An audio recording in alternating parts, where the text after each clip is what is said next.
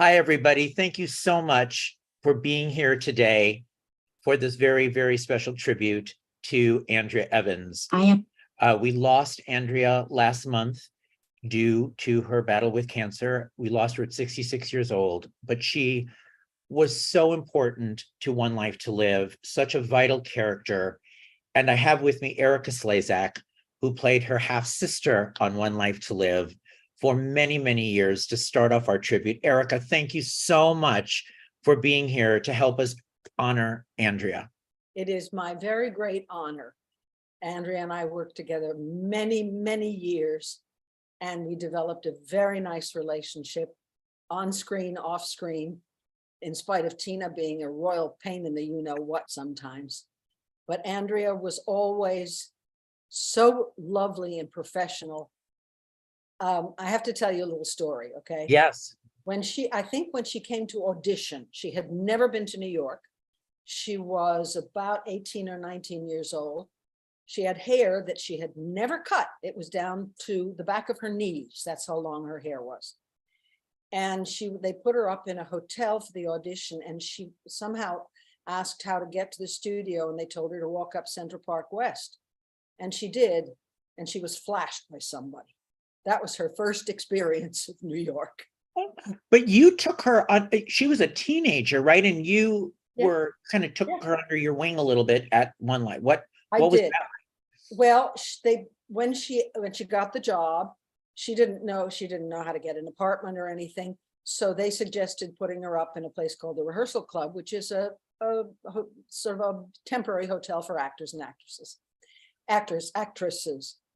And it was on 54th Street and 6th Avenue, and I lived on 55th. So when I heard what had happened to her the first time, I said, you know what, I'll walk you to, because I used to walk to work. I said, we'll walk together. So we met up on the corner and we walked to work every day together. And we chatted and we talked, and she was very young, very naive, but she learned so quickly.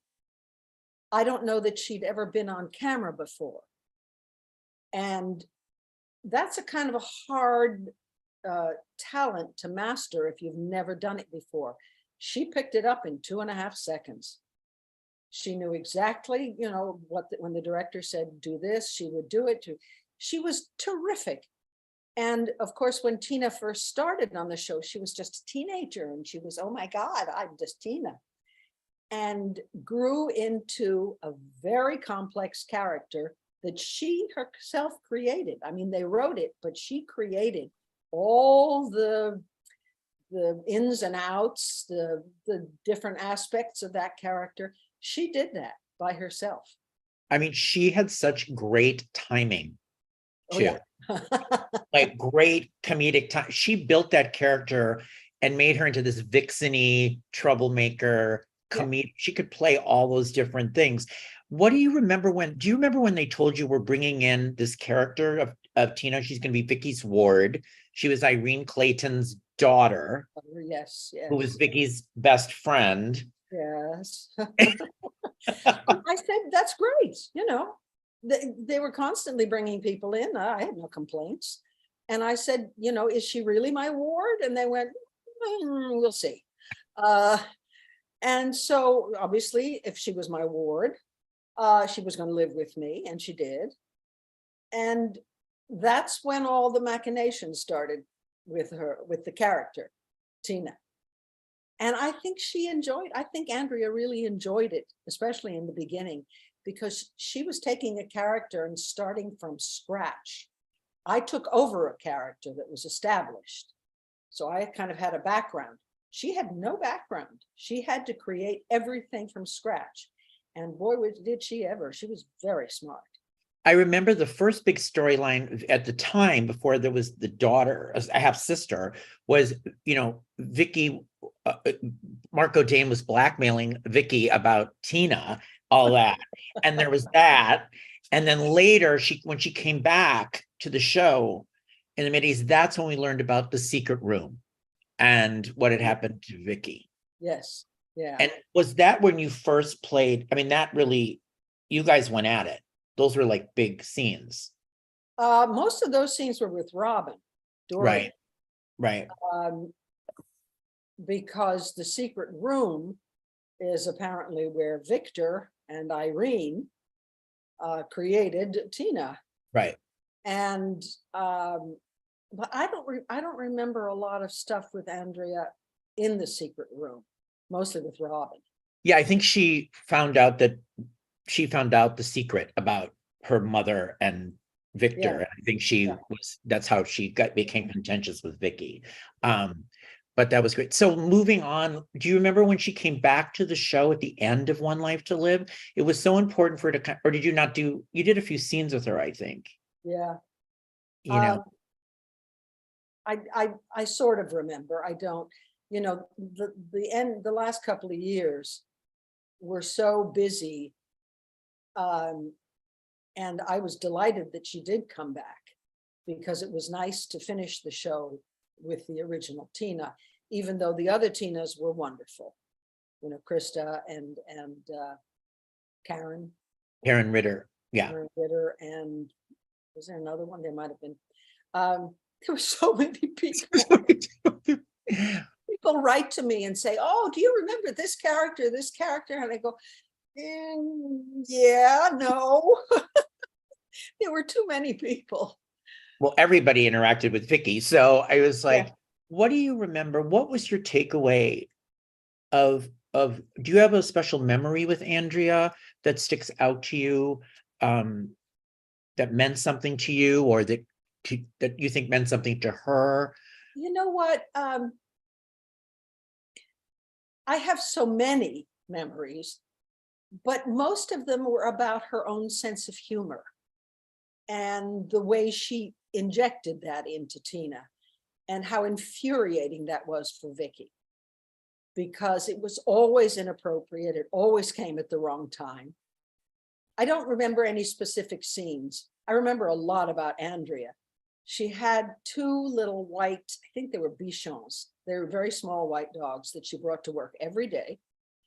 And we had a makeup room that had 3 sinks, and the dogs lived in the left-hand sink. Nobody else could use it, because Ufta and Grumpet lived in that sink. Swedish names, yeah. And she loved those dogs so much. She was pretty much a delight all the time, I was so incredibly sorry when, I guess we're jumping ahead, that she went through this just terrible period in her life, where she was being stalked by somebody who literally wanted to kill her. And it wasn't because of One Life to Live. No. It was because she had been on Regis and Kelly as a guest. And I don't know, she was playing Tina and kind of was flirty and whatever with Regis, which she was supposed to do. And this nutcase, who I believe was a Russian math teacher,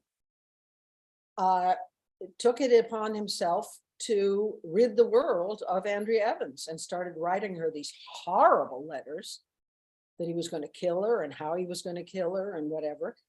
It was terrifying. Of course, everything that went to security, and they immediately, whatever. But she was afraid to walk the streets alone, because he found out where she worked, and he would show up at the front door of the studio. And of course, thank God they never let him in. But to live like that for so many years, to the point where she had to hire security guards to help her walk the dogs, to pick her up from the studio, take her home, check the apartment, and then, she couldn't leave after that, and to pick her up in the morning and bring her to work. That's no way to live. And she finally said, I can't do this anymore. She said, I have to leave. And she moved. And no one knew where she moved to. I knew she had moved to California. That's all I knew. As far as I know, it could have been Bakersfield. There was no way to contact her, only through her agent. And fortunately, this crazy guy finally was caught, because he tried to break into the Secretary of State's office in Washington, D.C. I mean, you know, and I guess he was jailed forever.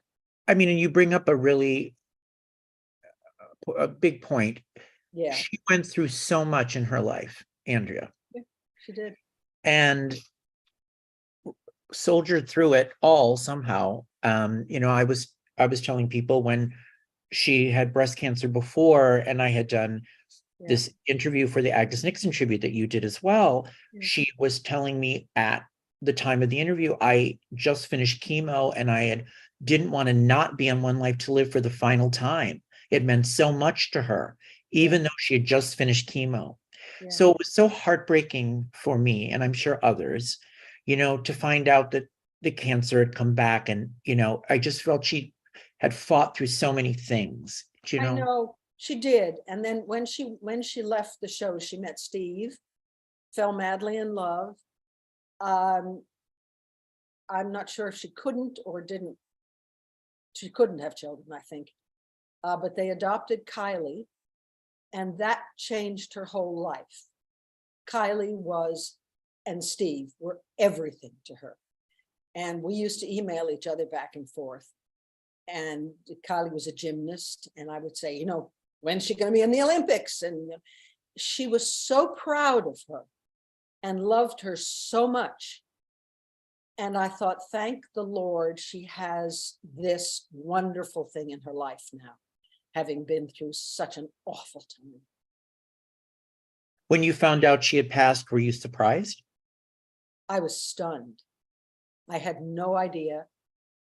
My fan club president, Walter Miller, he sent me the link saying, did you know this? I'm absolutely shocked.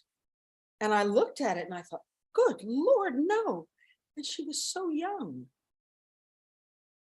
You know, I guess Kylie's grown up now, but it's awfully hard to lose a mother.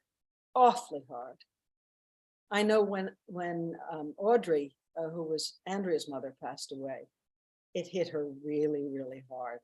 Because Audrey used to come with Andrea when she came back to the show, and she would bring Kylie, and they would sit there and watch. And Kylie was little, maybe 5, 6 years old, and Audrey always had her on her lap.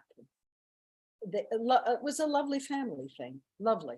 Yeah, I know Andrea loved Kylie. She was so happy to be a mom.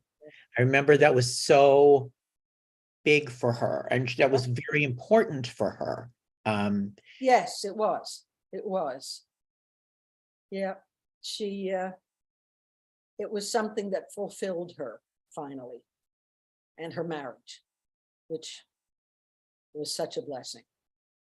Well, I just remember loving the Tina Viki scenes all through the years, because there was always, you know, but they loved each other in the end, is what I thought. I thought, did they not love each other by the time we got around to it? There was a scene at the airport after Asa's funeral where everybody had gone. I think it was after Asa's funeral, where everybody was sitting at the airport waiting, and they all left. And Nathan came back for that. Nathan Fillion came back to be Joey for that, which was incredibly sweet. And Tina was there, and we sat in the airport and we talked, you know, as characters. Yeah. And I thought, that's really nice, because it's like we've warmed up again to each other. And Viki has forgiven her for all her craziness, and Tina has forgiven Viki for all her craziness. And they bonded, which was very nice. Very nice. I'm not sure if it was after Ace's funeral or another airplane trip, but I remember there was a moment. There was a moment for sure. It was at the airport, I know. Yeah. Yeah. Well, let me bring in a couple other people to join you, Erika. I can't wait to see them. Let's see here. See if this all works with the magic of our live stream. I see their names. I see their names. If they could come on here.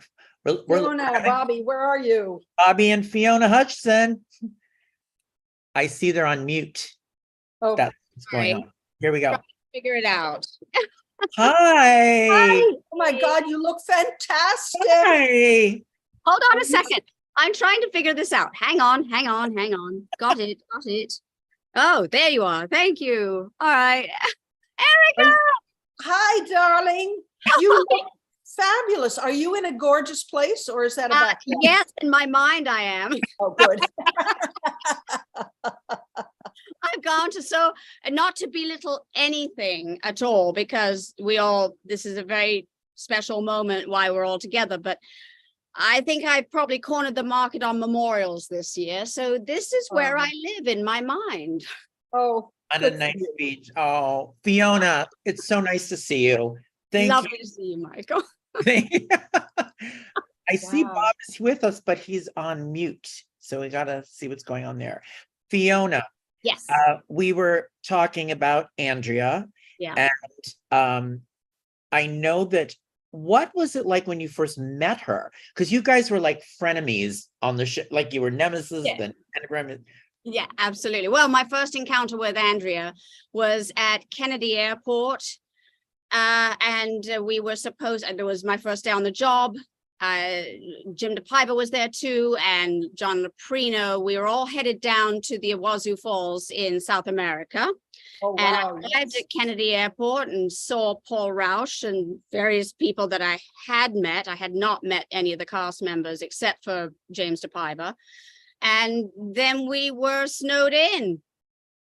Words! Paul must have had a fit. Yeah. My body. Bob, can you hear us? Yeah, I've been able to hear you. Can you hear me? Yes. Now we can. Oh, good. Hi. Hi. Hi, Bobby. Hi. You How know are you, Erika Erika? Slezak and Fiona Hey. Hutchison? And Fee, yes. Wait, I got one more person here. Hold on. This is so exciting. Hi, Fee. Hey, how are you? Bob, you Good, look good. great. You look great down there in your new. Oh, down wherever this is. Hi, Johnny. John. Hey, there you are, Erika. Hello. Hi, John E. John. Thank you so much for joining Oh us. my gosh, look at everybody. I know. Oh, we might just as well be on the set. Johnny, your kids are all grown up? Oh my gosh, 36, 30, 28. Oh my God, Wait. Oh, 36? wow. that's Oh, not wow. possible. Wait, what? 36? Is your Well, 30, my oldest Danielle is 36. Wow. Elise is 30 and my son is 28.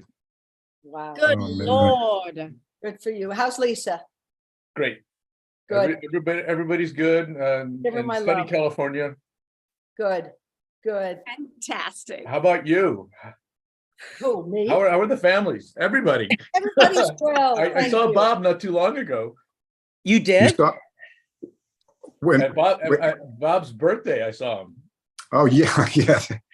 My birthday. That was a shocker. I won't say what number. Yeah, it's been a few years since that one. Yeah, but it's Yeah, it has. You God. moved since then. I'm sorry. Oh, yeah, we're down in South Carolina. Yeah. Mhm. Yeah. And you're loving it, right? Yeah, we like it a lot. It's really, it's beautiful. It's out there right now. It's sunny. There's big oak trees and Spanish moss, and there's a Oh. lagoon across the street. It's Wow. like a picture perfect life. Yeah. It is. It gets a little warm and sticky, but all in all, well, look at we're all living in New York.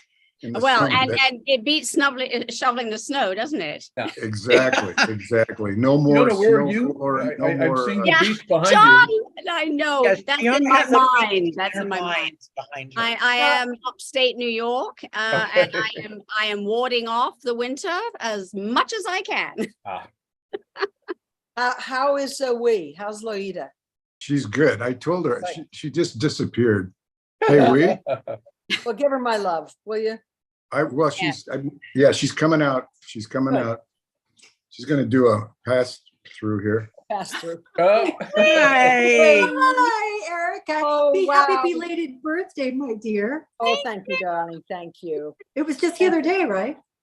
It was the 5th, and I'm trying really hard not to pay any attention to them anymore. And there's My Johnny. kids said, Johnny, oh, hi, no, we have to sweetheart, take you how out to are you?" dinner and blah, blah, blah. And I said, yeah, take you out to dinner, champagne, that's fine, but nothing else, nothing else. There you go. You're just not paying attention anymore. The years Yeah. are going by way too quickly, that's for They do. sure. I like other people's birthdays. Yeah, More than I like exactly. mine. Exactly. So, They Fee, come- I hear your voice in there. I'm here. Yes. This is- She's on Hi, the top of the sweetheart. island. Hi. I miss you. John and I miss you guys up here so much. We go to Kinderhook every so often, and we always drink a toast to both of you. Well, thank you. Oh. Listen, you're all welcome to come down south to the Low Country to visit us because we have plenty of room. And anytime you feel like coming south, just let us know.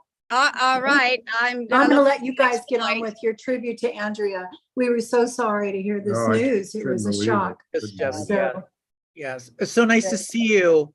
nice to see you This too. is You guys. Michael. Oh, Yes, that's Lots of love.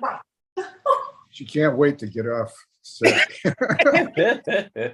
Fiona, I think you were talking about first meeting Andrea when they pair, you were going to be working together. Working together. We were at Kennedy Falls. Kennedy Airport, and a blizzard came in, and we were snowed in at Kennedy Airport, sleeping on the floor. I think 17 hours. I think before the flight was able to take off. Bet Paul didn't sleep on the floor. Yeah. Well, I know Andrea didn't sleep on the floor. Andrea, I think, had the banquet of seats, and as many people who could find them did. I wasn't one of them, but I was the newbie, so I was, I wasn't sleeping anyway. I was so excited to be, on this adventure. Yeah. Probably still studying my lines over and over and over again because I didn't have a photographic memory the way Andrea did. I learned to get a photographic memory once working with her because their running lines just didn't exist. And I'd never seen anything like it in my life because I'd come from theater background and film where there's a lot of rehearsal. But that I was begged. When I begged, she would run lines with me. She wouldn't run. But I Yeah. heard didn't she know her lines really well? Is that true? Oh, yeah. I heard Oh, she yeah. really, like she Oh, knew yeah. everything, Yeah. kind of, right? Yeah. But she just needed to read them once, or so it appeared to me. She glanced at them. Well, what- Yeah. She Do you remember learned. her? She you remember her learned when she mailbox? joined the show. She learned She that did. that was the most important thing in the world. Know your dialogue. And if Right. you don't know it, you can't work there. We had Hollywood actors who came to work on One Life to Live. They couldn't do it because they said, like Phil Carey's on his first day, when they handed him an 85-page script, and he said to the stage manager, so how much of this you going to shoot today? And Ray looked at him and said, all of it. All of it. And the first thing he said was, I quit. I can't do this. Yeah, that was after he threw the script down. Because film actors do what? Half a page? Maybe Uh-huh. a page? Maybe if you're page. lucky. Mhm, So, but Andrea learned very quickly mhm. that you had to know your lines, and she did. Yes, Always. But always. it was so easy for her because she would come in. First of all, her mailbox was stuffed with scripts because she just left them in there. That all the PAs had come down and stuffed the box, but she just left them in there until the day of, and she'd take it and go away for seemed like 20 minutes and come out, and it was all there. Yeah. And I'm still in the corner muttering to myself over and over. I'm crying in a corner, begging her to please run lines. Take pity on this new person who's joined the cast. Was it fun down at the Iguazu Falls? Yes. What was it like doing Iguazu Falls? It's like so memorable part of this whole story for everybody and Yeah. her legacy of the show. It was so hot. It was 120 in the shade and very, very humid. So I do remember Renata, our dear friend, head of makeup, who I just spoke to a little while ago. So she sends her regards. You couldn't keep the makeup on. So obviously, well, it was just pouring sweat the entire time. It was exciting. It was a little nerve-wracking, particularly for Andrea, because she had to go into the river physically. My stuff took place on land. You went over the falls. Well, I still marvel. I still marvel at how because they didn't have the technology then that we have now, right. and it's just CGI and all that. And somehow it looked like she went over the falls. Exactly. Behind her back in a rubber boat. Yeah. They had a dummy. They had but it's still, and shot from a pretty good distance, and a wig that looked exactly like her hair, and so on and so forth. So that's what actually went over the falls. But yes, they had to get her positioned and pretty close to where the falls were too. That was a little nerve-wracking. Tied to ropes and so on, as though it looked as though she was in mid journey down the river. But it was a little bit scary, a little bit hair-raising. I know she was concerned, but we had a good crew. From looking back on it, I mean, I didn't know what from what, but just sort of coming onto the set, everyone seemed to be extremely full of caution and preparation and things like that. Paul Rausch, call him whatever, Paul was up and down, but I will say he was one hell of a producer. I have to say that. I have to give him that. He was a great producer. Yes. Until he, got bored, and then he would dream things like Eterna.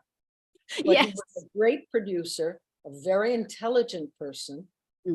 He would just get bored and say, "Oh, let's write something like, Eterna. What a good idea! The city underground." I was going to ask you about Eterna. That's not one of your favorites, you guys? I loved it. I had a great. Did Andrea costume. like it? It was great fun to go on the Eterna set every day. It was a whole nother world. It was across the street, and it was well turned out. You know what I mean? It was very believable stepping into it. I had this wonderful sheepskin jacket that I took with me when we left. No, it was a silly. It was a very silly, but kind of fun thing for us to do.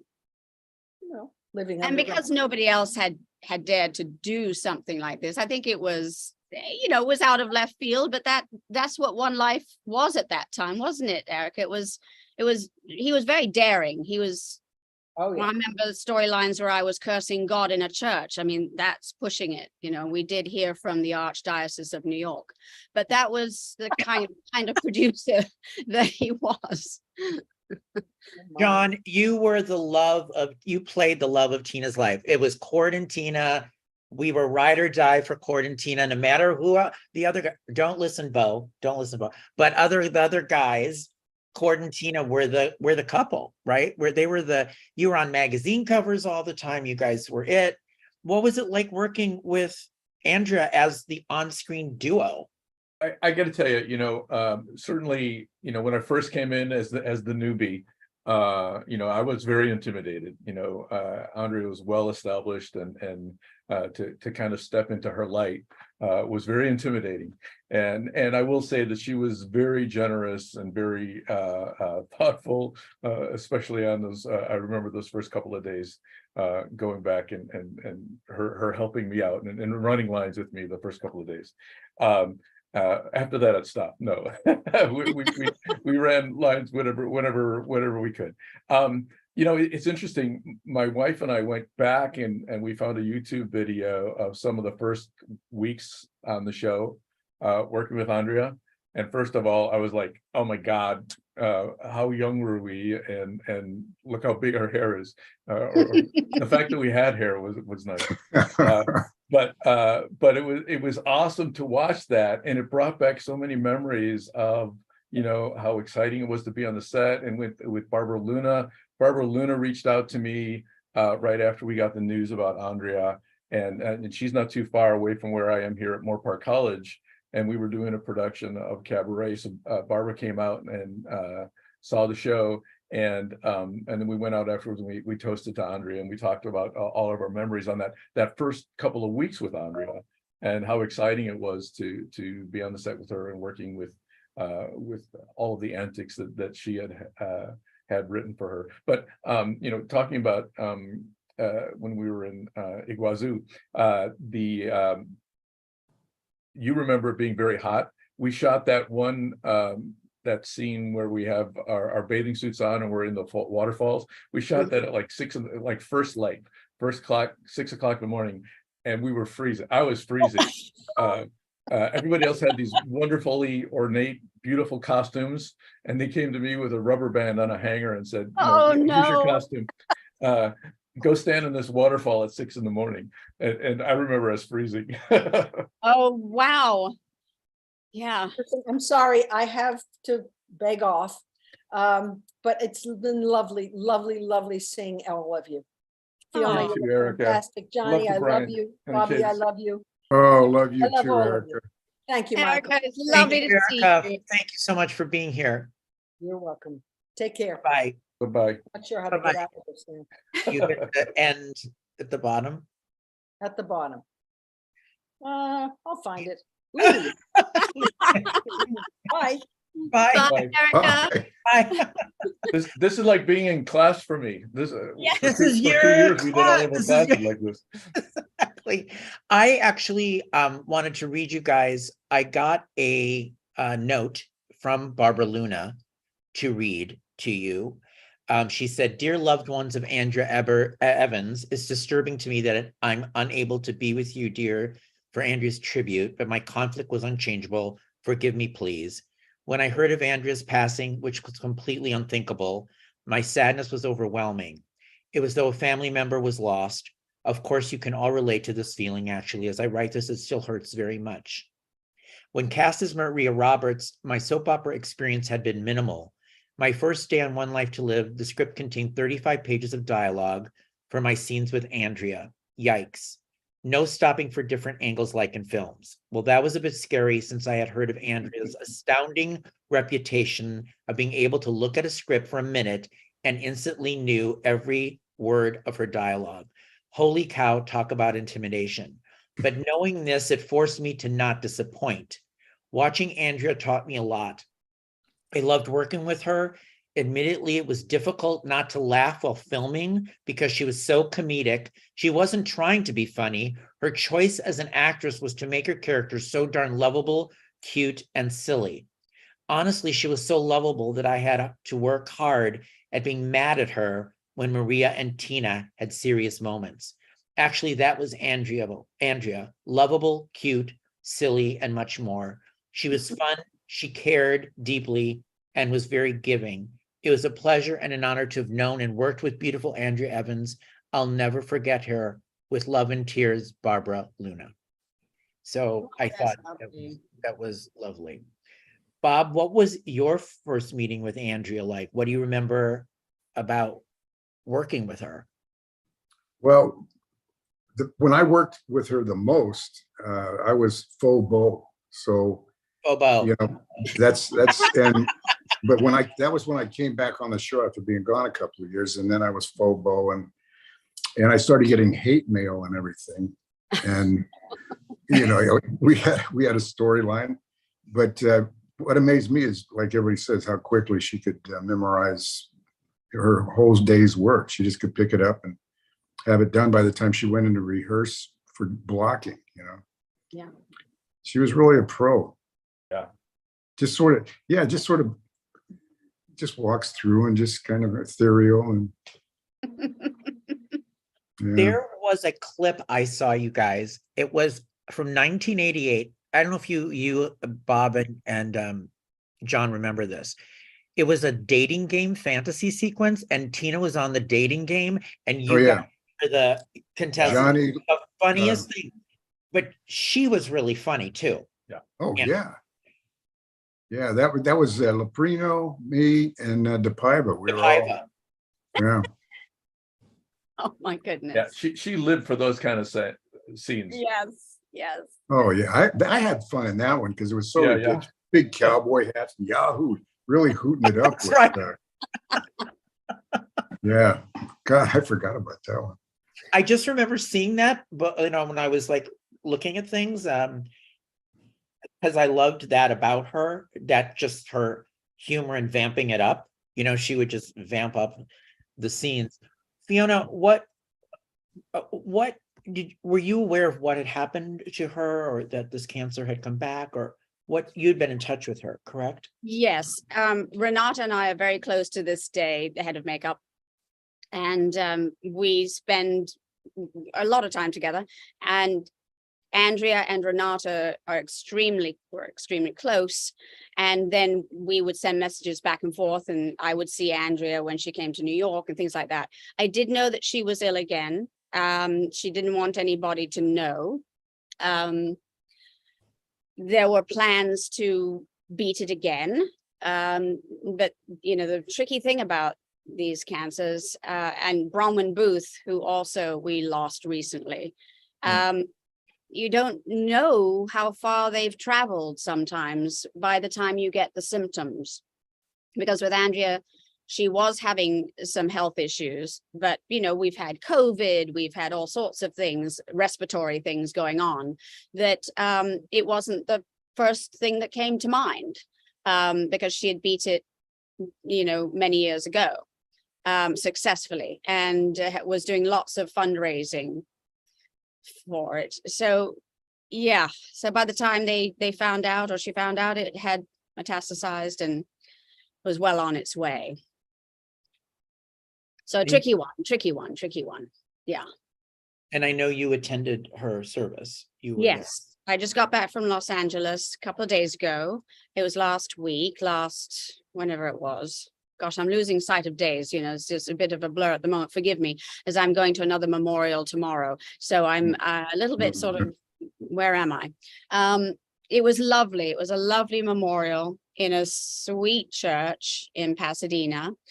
Family, friends, and lots of stories. And you know what was really heartwarming were to meet and to listen to the stories of her friends, her recent friends. Well, I say recent, probably last 15 years or more. But, you know, during the years of raising her daughter and married to Steve and so on, and their neighbors and the people that were part of their lives, his colleagues from his law firm, but also just neighbors who they were very close to, shared a love of animals and children, and fought the fight together. And those stories were extremely heartfelt and touching, because, as I think, you know, everyone on this screen knows, Andrea was exceedingly private, to the point of, I think I can say this, to the point of irritation, because sometimes you wanted to reach out and help, but you couldn't, because it was, you know, she was kept everything so close to the vest.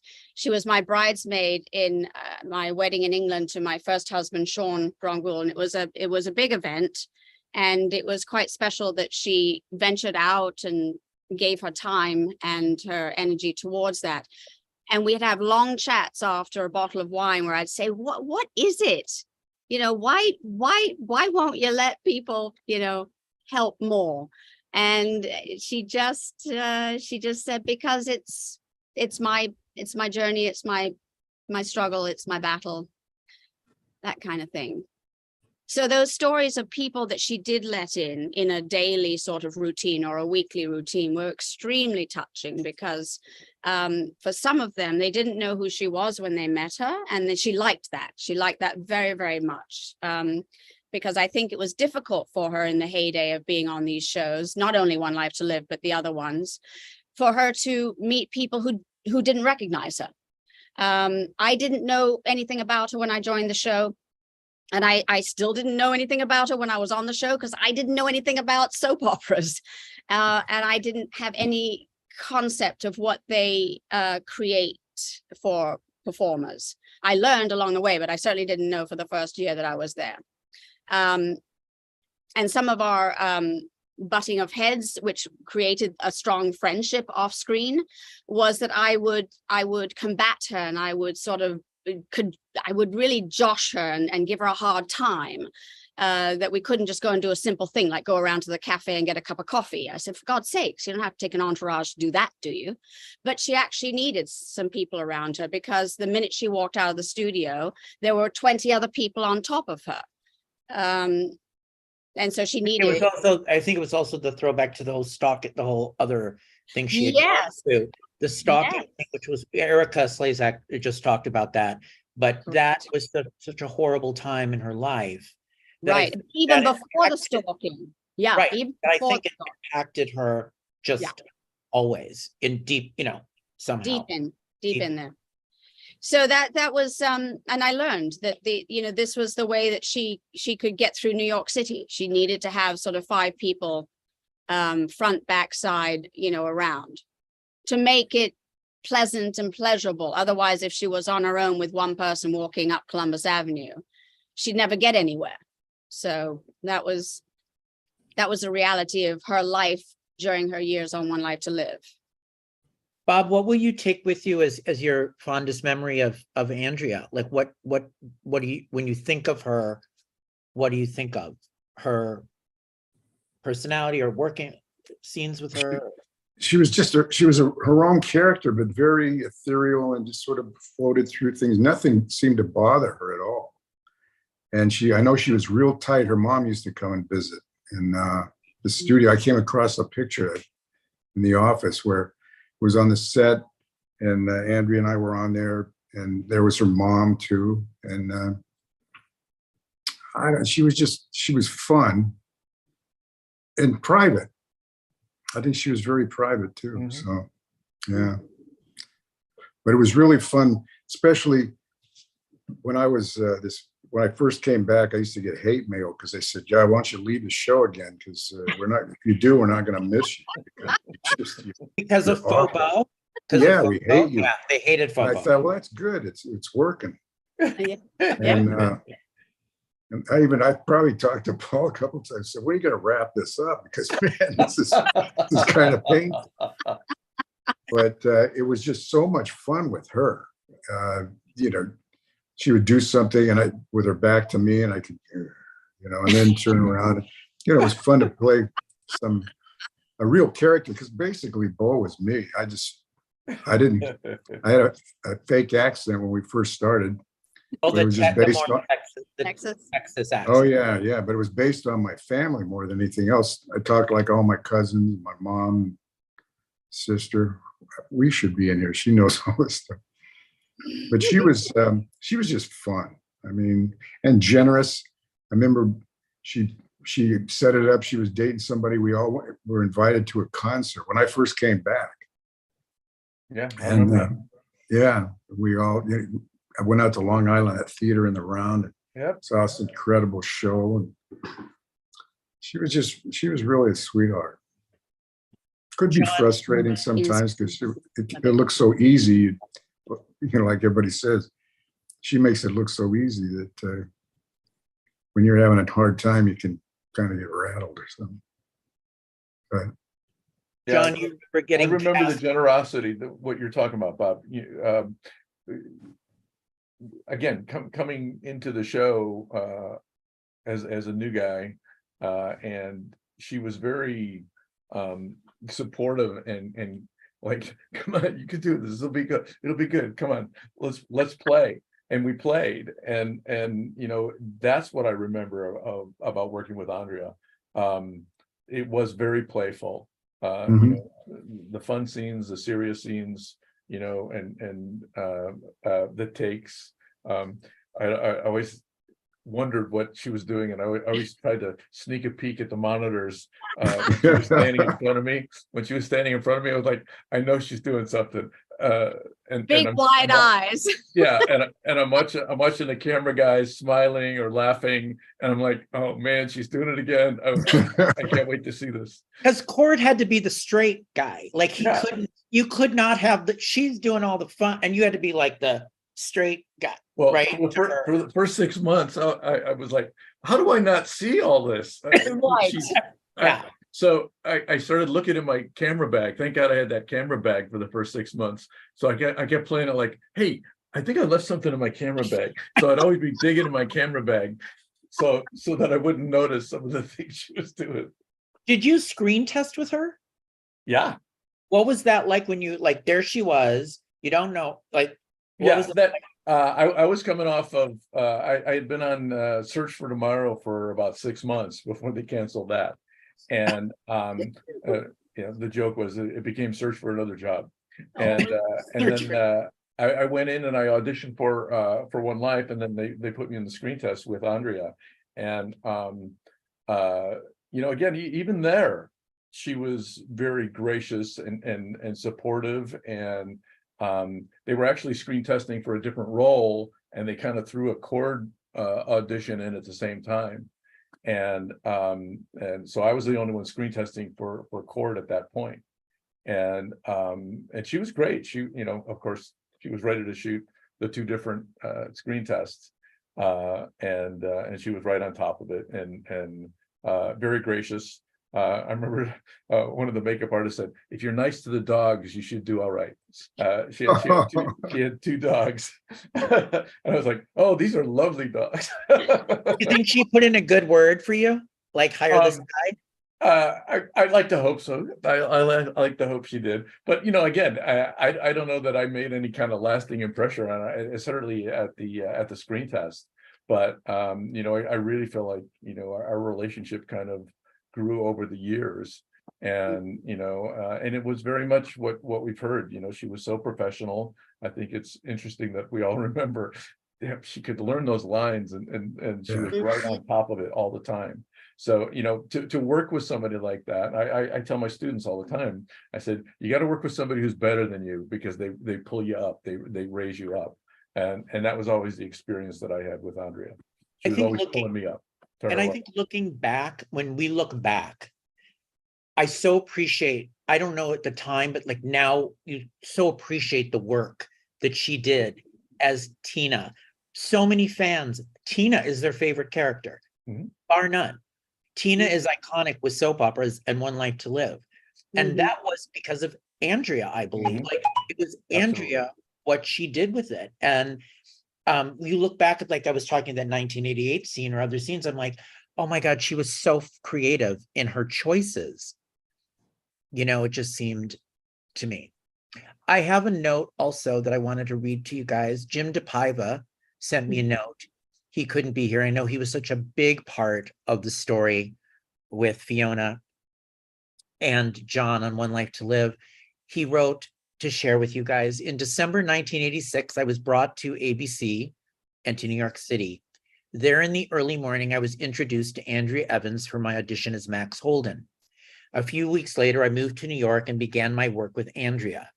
2 weeks after that, I was whisked away to Argentina with Andrea, John Loprieno, Marcia Cross, and Fiona Hutchison.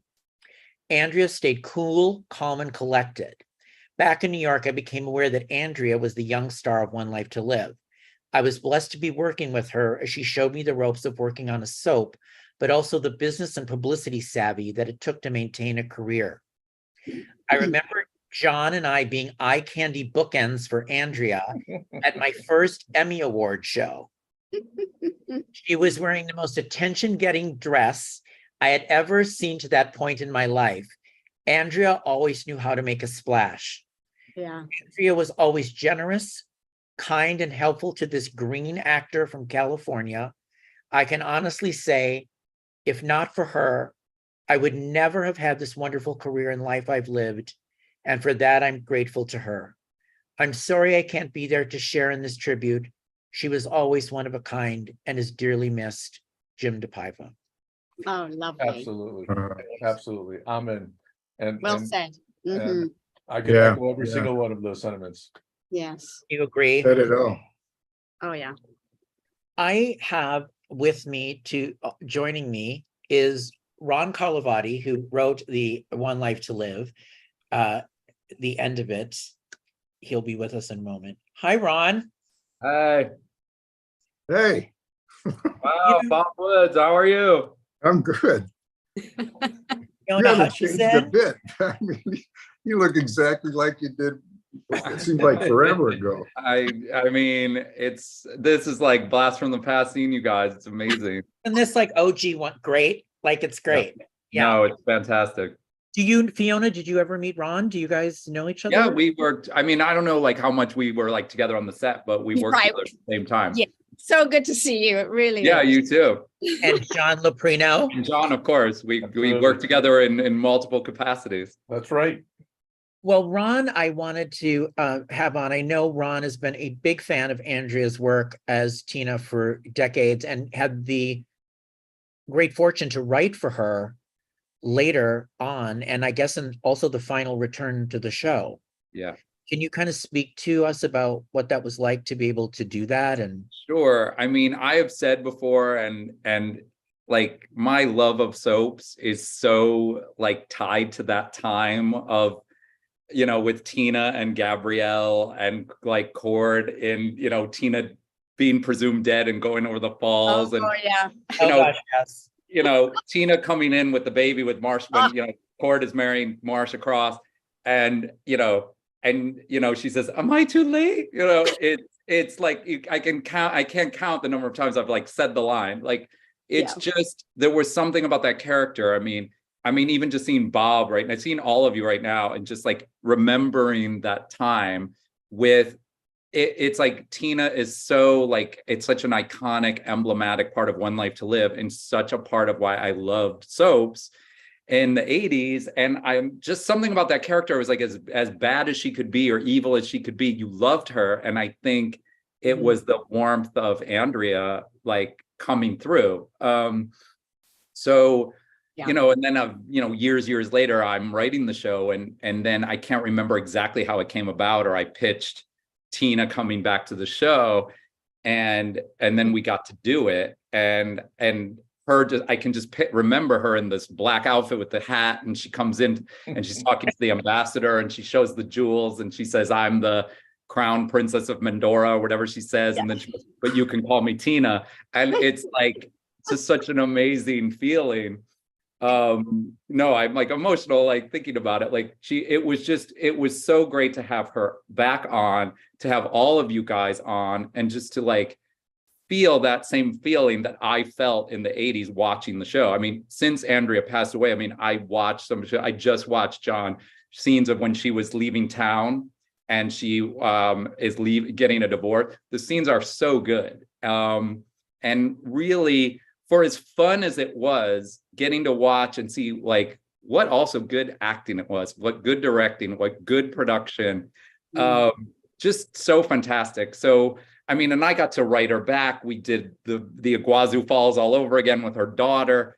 We had so much fun. And then of course, and then I got to write her departure and I begged Frank for the song, I've been to paradise, but I've never been to me. And she's in the crypt with her little dog.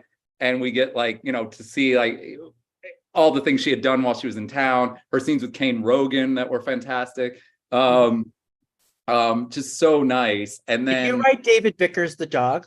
Yes, that was the funniest thing of all time. I love David Vickers the dog. Yeah, that was our creation to give her the little dog under her arm. And I don't know how we came up with David Vickers being the name of the dog, but it really was just fantastic. And then, you know, flash forward to the show's going off and I have to write the end of a show that's been on for 43 years. Oh, wow. And it's a lot. And, you know, you want, you know, what's Bo's ending going to be? What's Vicky's ending going to be? What's satisfying to the audience, you know? And then, of course, we thought about Tina and, you know, to get to bring Tina back for at the end and then have her and Cord get married. You know, what a gift to the audience, you know, and what a thrill for me to be able to get to write it. And she played it for all it's worth. And I was telling everybody too, like when I was with her doing the Agnes Nixon tribute and we did this interview, she had just gone through breast cancer the first time. And she was telling me that she had to get back and do the final scenes as Tina on One Life to Live before it went off the air. It was so important for her to play that, Ron, because she said she wanted to give it to the fans. She wanted to be there so much for the fans who had loved her for all these years, and that to be able to do that meant everything to her.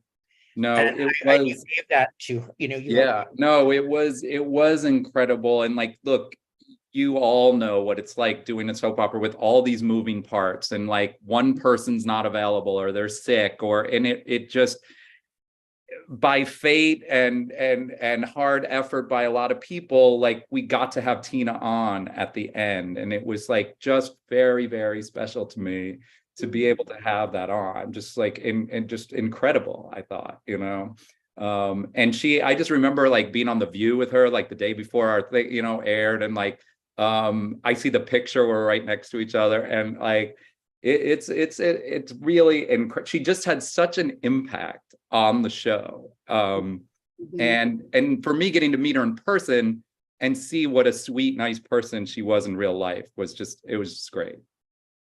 It was amazing, and I just echo that. Like when I got to meet Andrea, interview Andrea, have her participate in things I did throughout the time I've been in soaps, she was always a phone call away, and there she was there for me. She would always show up. Yeah, she always was so sweet and would show up, and you don't get that a lot, with performers. No, look, you really No, there's a lot of wonderful people out there in the cast, but like, not everybody you meet is going to be like I was a kid watching her, and then to get to meet her, and it's not always the person you want them to be. And she was lovely. And like, I don't know how much you guys talked about it, but just like the relationship between Cord and Tina, what was so special is like, Cord is like, the straight man, and can be ridiculous and over the top. Just like, I don't know how he held it together in the scenes with her. But they sold the camera bag. Camera bag. I mean, you really believed that relationship so much, and you could see that like how much he loved her, even though he wanted to kill her like half the time. Yeah. But like Bob, you worked with her a lot. Yeah, Bob worked with her a lot. I remember a lot of Bo Tina scenes. They were Bobo. fun. The faux Bo. Bobo. Yeah, no, I remember that, because didn't he go after her? Oh yeah. It was geez, I have a hard time remembering coming up right away with a lot of the stuff that we had fun doing, but it was, I don't know, it was just, it was great fun, and I loved her. This all just reminds us of what a gem of a show One Life to Live was. It really, this is when I'm talking with all of you and seeing all of you and remembering Andrea. Yeah. It was such it's show. Honestly, look, I just went to see this play last night, The Shark is Broken on Broadway, and it's 3 people playing the 3 leads of Jaws, and Robert Shaw's son plays him and looks and sounds exactly like him. Oh my gosh. And so it's the feeling that you get watching it, like it's such a feeling of nostalgia, just seeing your faces all, it's like, it's One Life to Live encapsulated. It's amazing. Do you know, there was one scene I remember doing where it was in the earlier parts of working with Andrea. There was a food fight. It wasn't really written in. It was sort of one of us was meant to throw something at the other at the tail end of a dinner. Anyway, it turned into mashed potato flying straight at my face, and then I threw it back at her face, and we carried this food fight. We took the bowl of mashed potatoes and we carried it into the lobby on West 66th Street and continued to have a real life food fight in front of the people that were standing in front of the studio. And that was my most favorite time working with Andrea, because she just was having fun and didn't care at that point. We were just having a lot of fun. I mean, that relationship with Gabrielle was just like also very like, I mean, it's one of those relationships on soaps that I love. They hate each other, but they kind of love each other. They're frenemies. They're the frenemies. I was saying they were frenemies. And it was like, first they hate each other, the frenemies, the baby switches, all the big, the multiple Tina, wasn't she involved in 2 baby switches storyline? Yeah. So all of that.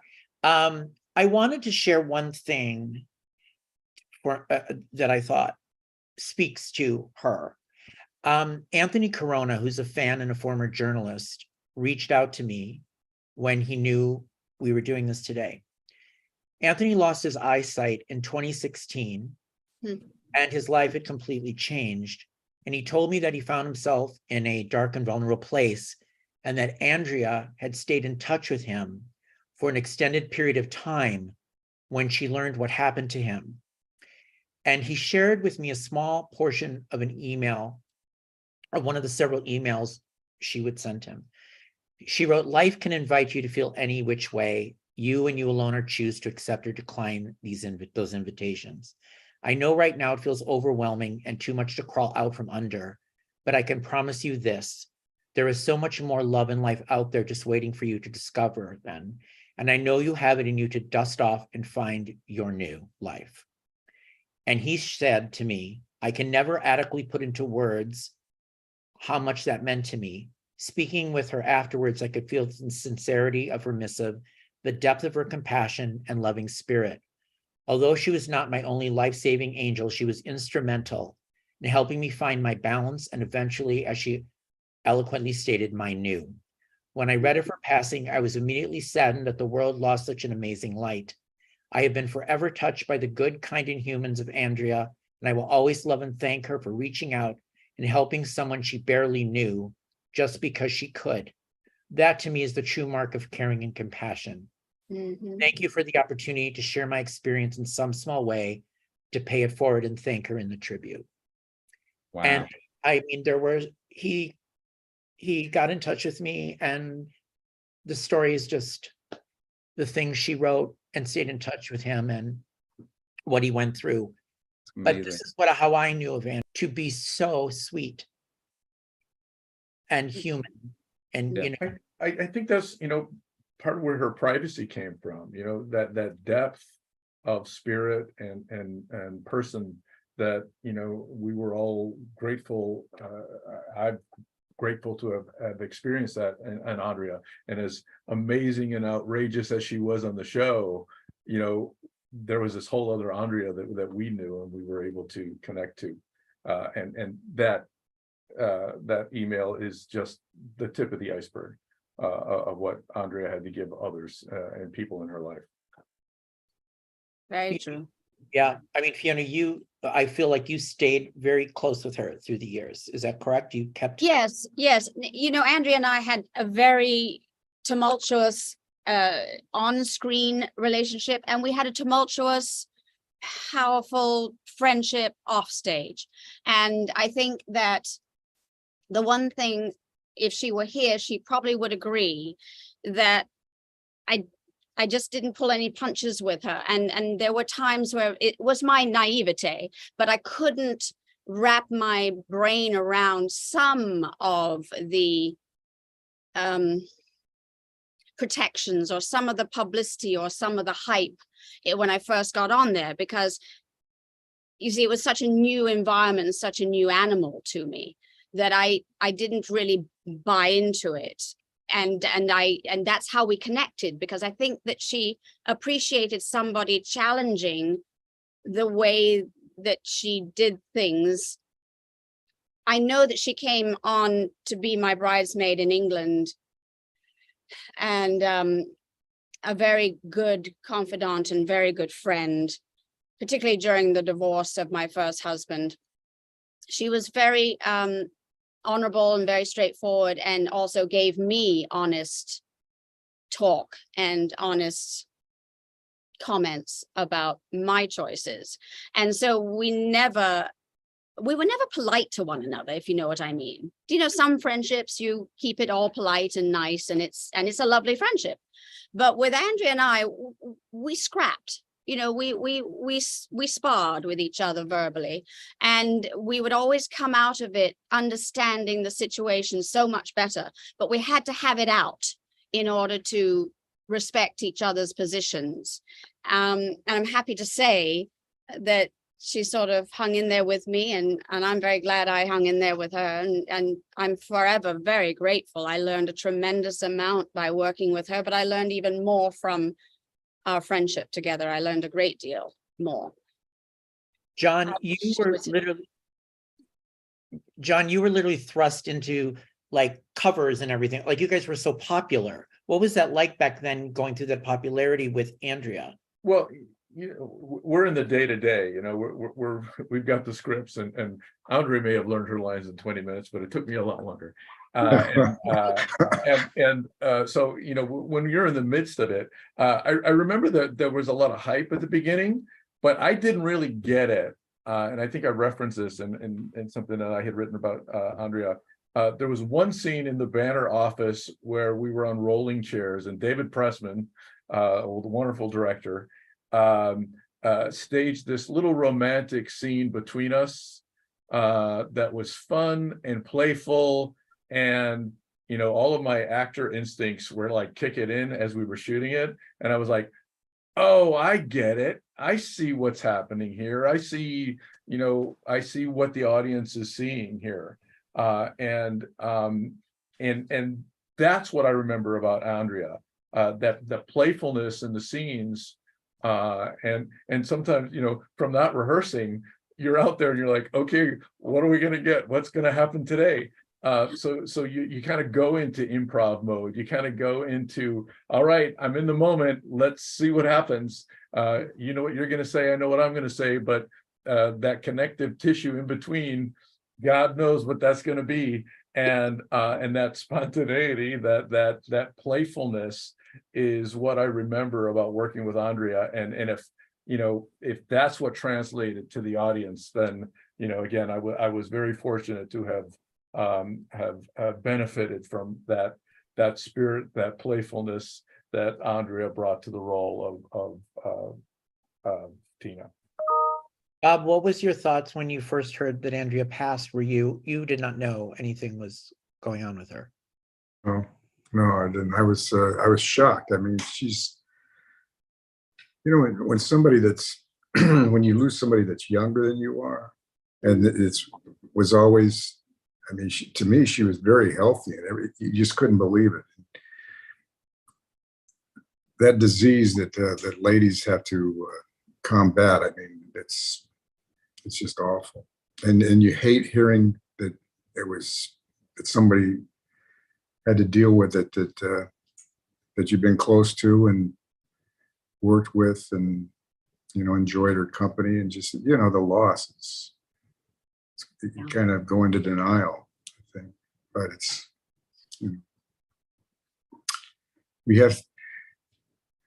it's just part of life. I guess we have to deal with that. I had to deal with it with Philly and with Bucky and Jeremy Slate, and it's just, for me, at a point in my life right now where I'm getting up there, and you look at the people that you've lost, and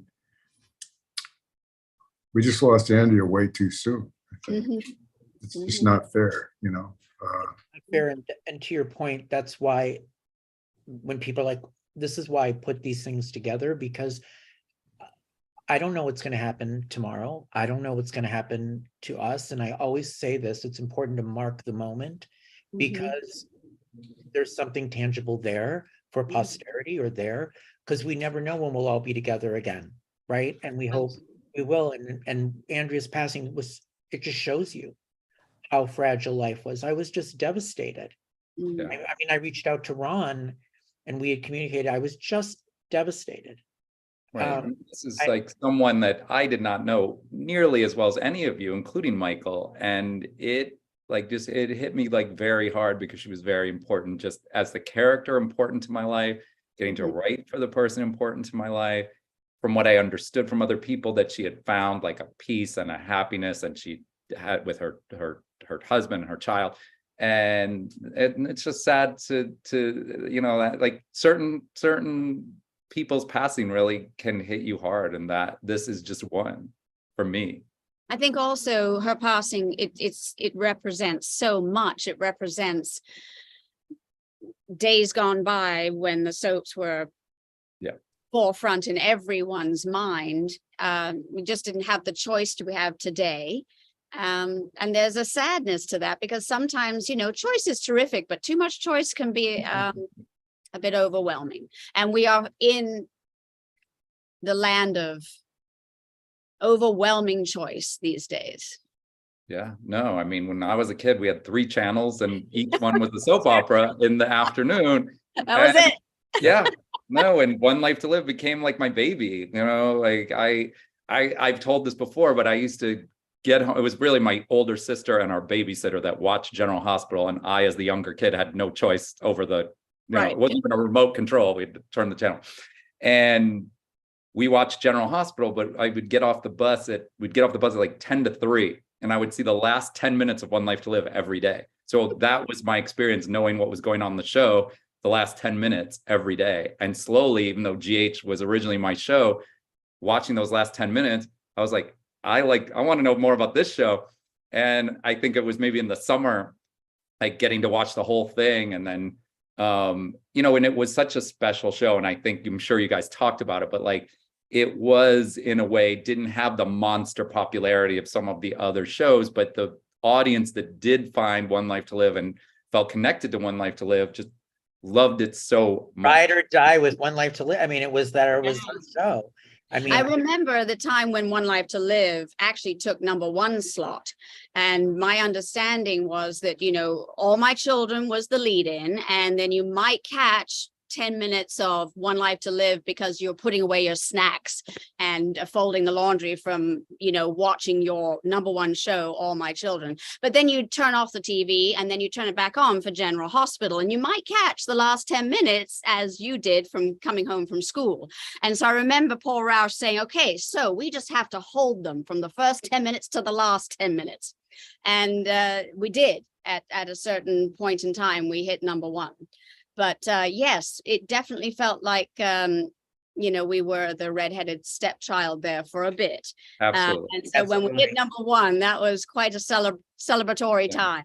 In some Everybody- ways, it made the audience almost more loyal, like being like a little bit of the underdog made like it you just were the underdog. like, a slightly more special show. That's right. All of the fans that are with us in the chat room, there's so many, and I'm seeing your comments. Thank you so much.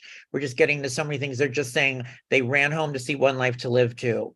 Oh, good. Thank you. One Life to Live was the best. Loved One Life to Live. One Life to Live has so many iconic moments. I was waiting with bated breath for Andrea. I mean, Ron's perspective is incredible. You know, this just goes on and on. There's so many people here with us that speak to, Fobo storyline. They hit #1. They're See? saying. So Bob, That was a good story. so Bob, for all your complaining, Yeah. well, for all their complaining, Fobo has made the show #1. Well, I don't know that that's true. I mean, Hey, that's our story, and we're sticking with it, Bob. that exactly. We're gonna stick No, with that exactly. right now. I'll tell you. I just remember was the always- two guys, the two bows battling, and there was somebody got electrocuted on a fence, if I remember correctly. Oh, that, yeah. Do you remember doing the 2 bows? Oh, Fighting? yeah, that, the fight, yeah. To me, the hero of that whole thing was the guy that doubled me, Yeah. because that day he had to learn every line I had, Oh, wow. and he had to learn every line, every line from both sides of it. Mhm, So it's mhm. like at some point you have to have one entire conversation from one side and then the other, and then they'll cut it together. But that poor guy did, and I kicked my butt, but that poor guy did everything I did, and you never saw him. There was one brief moment where, and because I've watched it since then, that you could hear his voice, and it was just a little bit different, but it happened so fast. Mhm. And that was an amazing thing to me.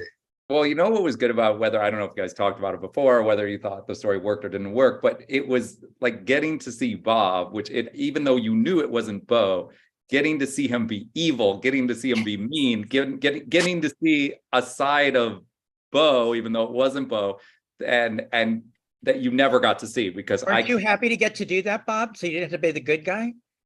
Oh, yeah. It was great being the villain. And a lot of, especially I had a lot of scenes with Andrea at that time. He was really putting the moves on Andrea, the bad guy, right? Tina. And, she'd turn her back to me and I could just, it was just fun to do. And I started getting hate mail. I told Paul, I said, geez, why don't you wrap this thing up or I'm not going to have a job at the end of it. I said, just be patient. Oh my But God. yeah, but that was a lot of fun. And I think one of the things that it helped sell it was her being involved with the faux bow. I mean, Oh, she for was the sure. catalyst there. She was the hero. That's, yeah. Well, Yeah, those are the good old days. I know everybody's in the chat room just saying it was the best, the best, the best, the best. And they want me to tell you all how much they miss you. They're all saying how much they miss you. That's what they love Fobo. I'm sorry, they love Fobo. It's a love-hate thing. Bring back Fobo. Fobo needs his own spinoff. There you go.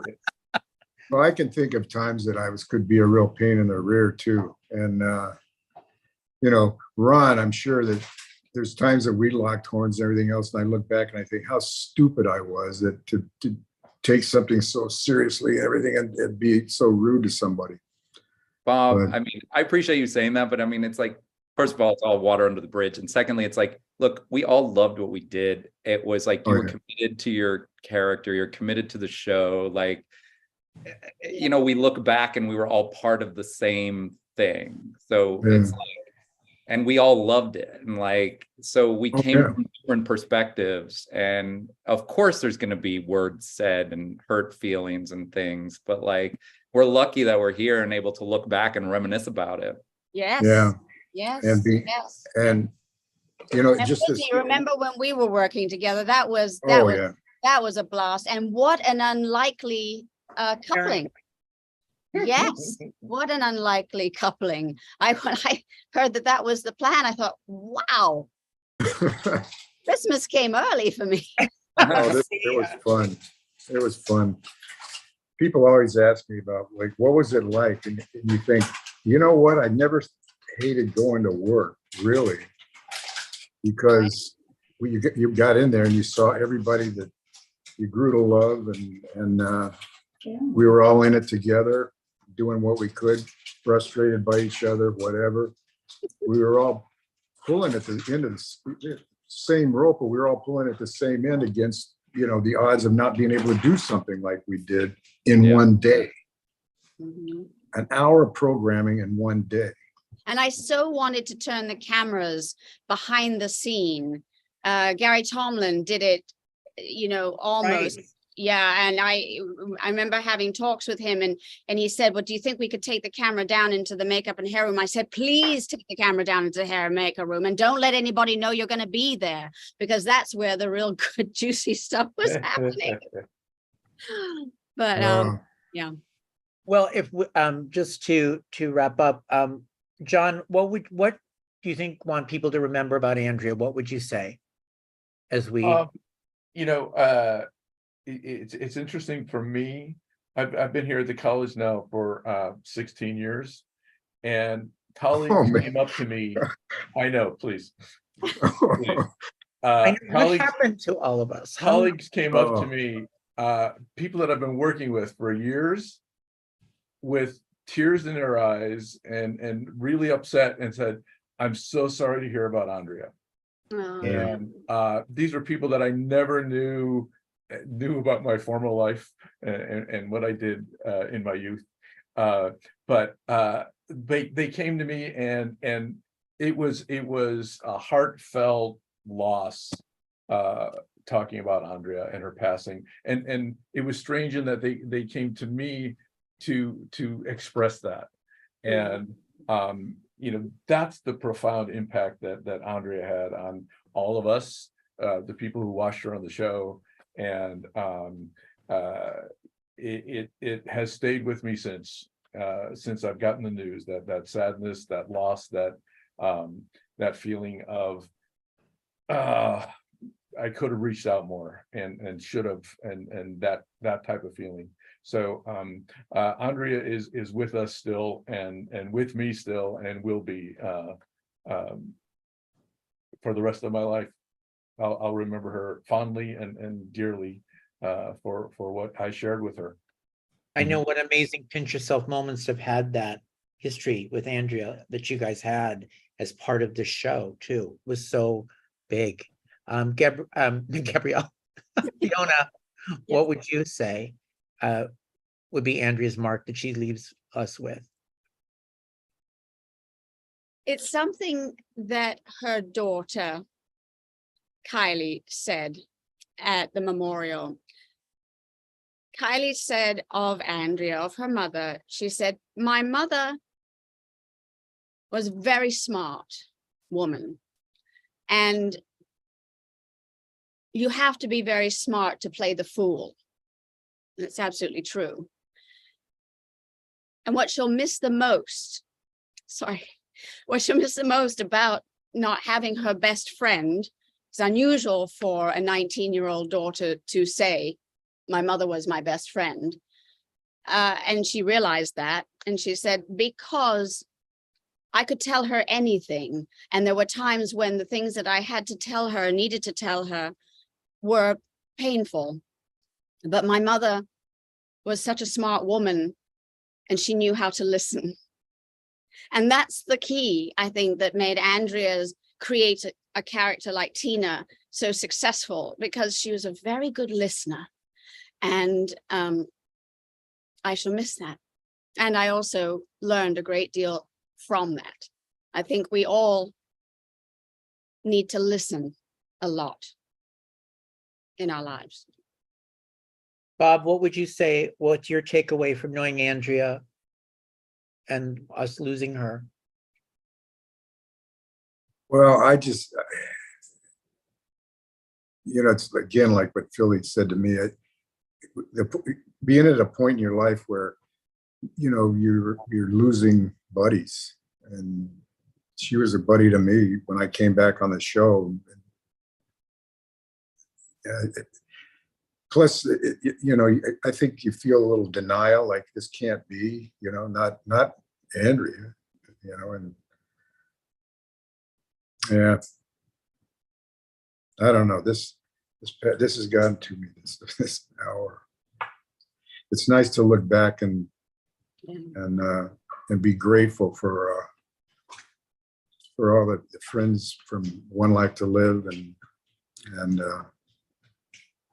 the life that it provided us, and the special people like her and you, Fee, and Johnny, and Ron, we all shared it with each other, and we all have the same thing to be happy about and grateful for, and so and hopefully things like this will keep happening, that can pull you back in and make you thankful for the life.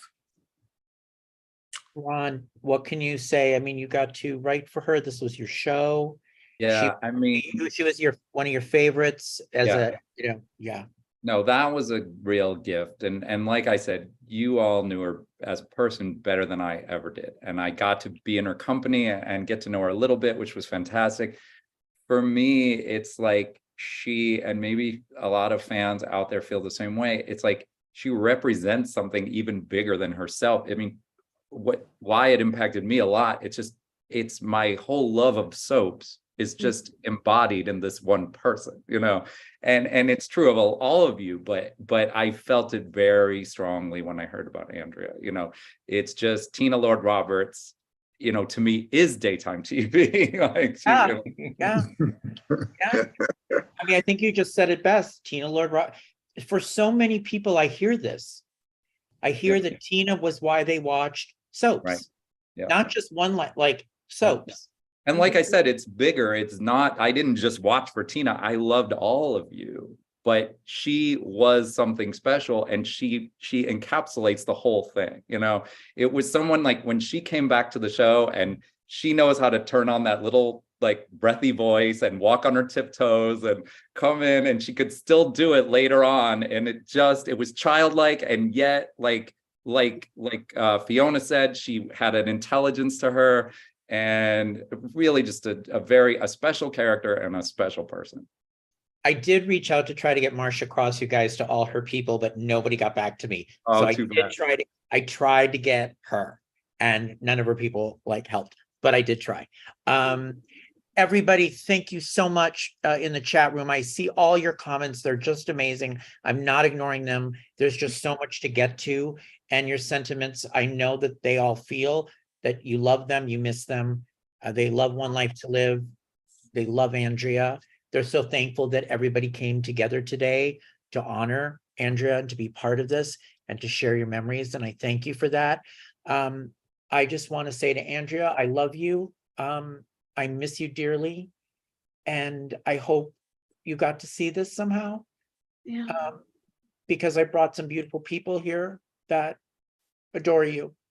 So thank you so much, Fiona, Bob, John, Ron, for being here to pay tribute to. Thank you for pulling this together. Absolutely. Michael, Yeah. thank you so much for your patience and perseverance in pulling this. Perseverance. Yes. Well, she was a special woman, and I'm so glad we all got to know her in our own way. All right, everybody, thank you so much. Have a good day, everybody. Thank you You for too. being here. Thank you. See you, everybody. Bye, everybody. You too, Loved Johnny. everybody. Miss you guys. Bye, Bye, Steve. Woodsy. Bye. Bye, Ron.